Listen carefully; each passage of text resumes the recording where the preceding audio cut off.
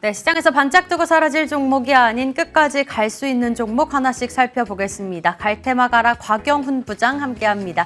안녕하세요. 네, 안녕하십니까. 네. 예, 오늘 시장 속에서 주목받고 있는 테마주들 하나씩 오픈해 보도록 하겠습니다. 바로 첫 번째 테마 열어보도록 할게요. 우주항공 관련주 이야기 나눠보겠습니다. 누리호 2차 발사 계획이 발표가 됐고요. 그에 따른 관련주들이 오늘 강세 흐름이 나타납니다. 일단 대표적으로 한화 에어로스페이스, LIG 넥스원, 캔코아 에어로스페이스, 한국항공우주가 자리를 잡고 있는데요.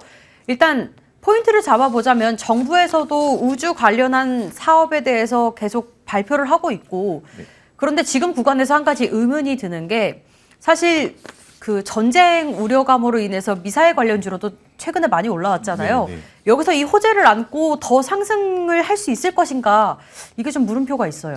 네, 제가 볼 때는 아무래도 이제 기대감도 있고 예. 올해 또 상승 시장이 그렇게 나쁘지 않다면 상승할 여지는 충분히 있다고 말씀드리고, 일단 최근의 이슈를 좀 살펴볼 필요가 있을 것 같습니다. 지금 방금 전에 전반적으로 말씀을 드렸겠지만은 금일 이슈는 한국형 발사체 누리호 2차 발사 예정일이 정해졌다라는 거죠. 그래서 기존에 예정됐던 시점이 5월이었는데 6월로 이제 변경이 됐고 6월 16일에서 6월 23일까지 변경을 해서 발사 시도를 한다라는 것은 해당 기업들에 대한 어떤 기대감을 유지 이상시켜주는 하나의 빅 이벤트라고 말씀을 좀 드릴 수 있을 것 같습니다.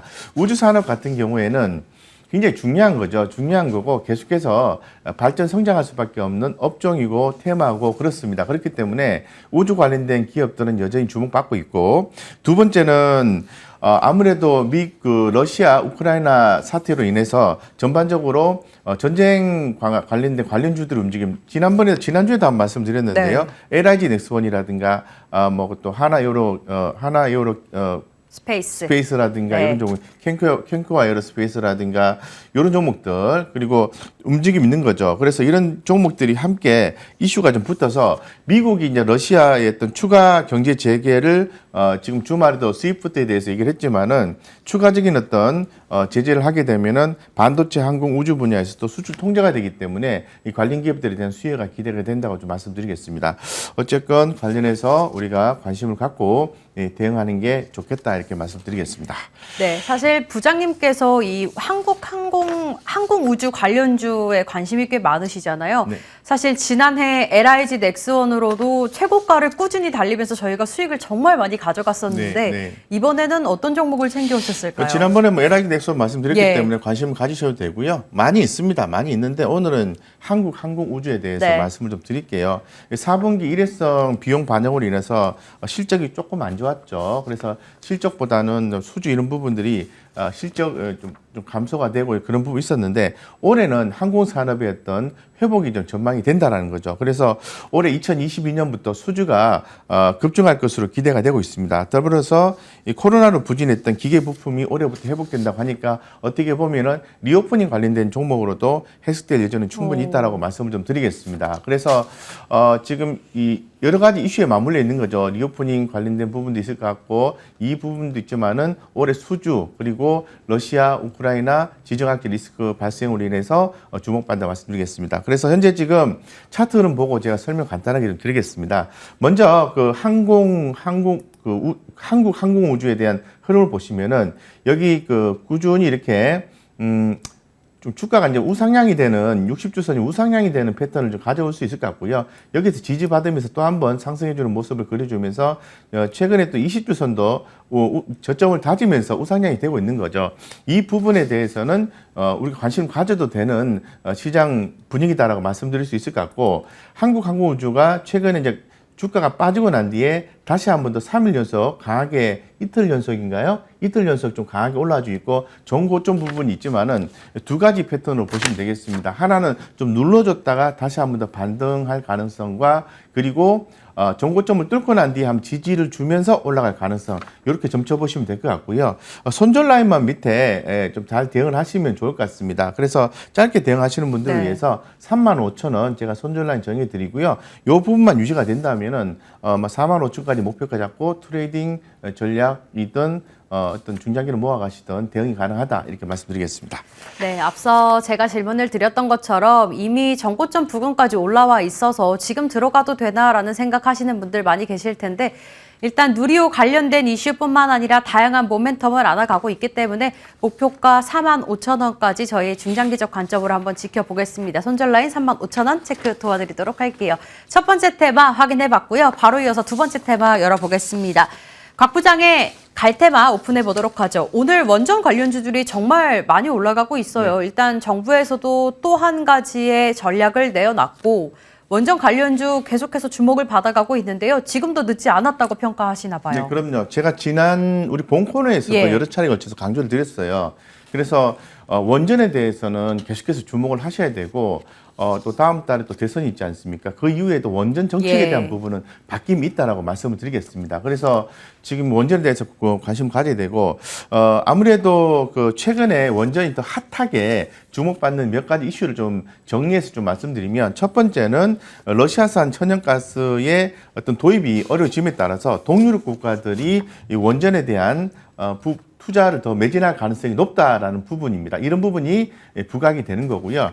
두 번째는 이제 원전 의존도가 실제로 상당히 좀 높은 거죠. 그래서 지난 1월 달 기준에서 원전 이용률을 보면은 4년 이용률 대비해서 33%나 올랐다라고 설명을 좀 드리고 안내를 드린 바가 있습니다. 그리고 또 LNG 발전 단가의 3분의 1 수준의 원전 의존도의 증가 전망이 있다라고 말씀을 드렸습니다. 그래서 이런 전반적인 내용과 지난주에 그 러시아 우크라이나 관련해서 우리가 주목을 해야 되는 그 에너지에 대한 규제가 들어가게 되면은 아무래도 대체 에너지에 대한 관심도가 높아질 것이다. 친환경 에너지 높아질 것이다. 어떤 걸 말씀드렸죠? 풍력 그리고 태양광에 대해서 말씀드렸는데 원전에 대해서 관심도가 훨씬 더 높아지고 있다라고 보시면 될 것 같아요. 더불어서 지금 뭐 대선 후에 그 대통령 후보들 같은 경우에도 원전에 대한 재개 이런 부분 물론 과거에 어떤 규모 있는 원전과는 다른 SMR이긴 합니다. 그래서 원전에 대한 관심도가 훨씬 더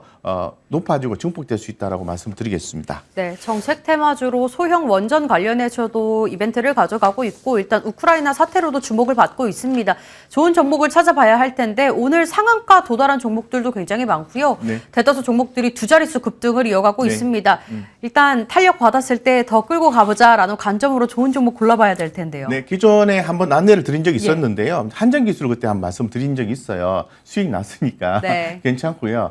제가 볼 때는 한전기술 더 주목하셔도 되고 다만 매물대가 좀 있기 때문에 다소 조금 무거움이 있겠지만은 괜찮다고 말씀드리고 오늘은 두산중공업에 대해서 얘기를 좀 해야 될 것 같아요. 두산중공업은 뭐 잘 아시는 것처럼 뭐 풍력, 원전 관련이죠. SMR 관련해서 특화된 기업이 두산중공업이죠. 그래서 지금 두산중공업이 대주주로 되어 있는 미국 기업이죠. 그리고 뉴스케일 파워가 올해 상반기에 미국에서 상장이 되는데 스펙 상장을 합니다. 그래서 그렇게 되면은 두산중공업에 큰 호재가 될 수 있다는 포인트가 하나 있을 것 같고요. 두 번째는 지금 중요한 것은 유상증자를 완료가 됐지 않습니까? 네. 그래서 증자 자금이 유입됐기 때문에 두산중공업이 산업은행 관리 체계에서 벗어납니다. 벗어나기 때문에 두산중공업과 지주사 두산의 상승은 그만한 이유가 충분히 있다고 말씀드리죠. 이 두 가지 포인트를 가지고 그러면 앞으로 두산중공업이 앞으로 어떤 그 실적에 대한 모멘텀이 있느냐? 있습니다. 하단에 보시는 것처럼 올해 전주에도 제가 소개를 해드렸는데 신규 수주 금액 9조 원 정도 전망하고 있습니다. 그래서 전반적으로 좀 긍정적으로 보고 있는 상황이기 때문에 두산중공업 보자고 말씀드리고 차트 보고 좀 말씀드리겠습니다. 현재 가격 오늘 갭 상승을 해서요. 종고점을 살짝 뚫고 올라가면서 거래량이 좀 크게 증폭하는 부분이 있는데요. 며칠 상관을 두고 좀 눌러줬을 때 공략을 하시면 좋은 성과가 있을 가능성이 있다고 좀 말씀을 좀 드리겠습니다. 예, 그래서 현재 가격이 21,350원인데요. 손절가는 오늘 좀 많이 올라서 좀 차이가 있는데 17,600원 정도 좀 길게 보시는 분들은 보시고요. 좀 공식적으로 이렇게 말씀드리고 짧게 보시는 분들은 19,000원 정도 보시면서 목표가 미제시하겠습니다. 뭐 트레이딩이든 네. 모아가시든 좋은 성과 있을 가능성이 있다고 말씀드리겠습니다. 네, 두산중공업 오늘의 종목으로 받아봤습니다. 단기적 관점과 중장기적 관점으로 이야기 주셨으니까 참고해서 대응해 보시고요. 손절 라인도 체크해 보시길 바라겠습니다. 저희 갈테마 가라와 함께 이슈앤뷰 여기서 인사드릴 시간 됐네요. 오늘은 곽영훈 부장님과 함께했습니다. 시청해 주신 여러분 고맙습니다.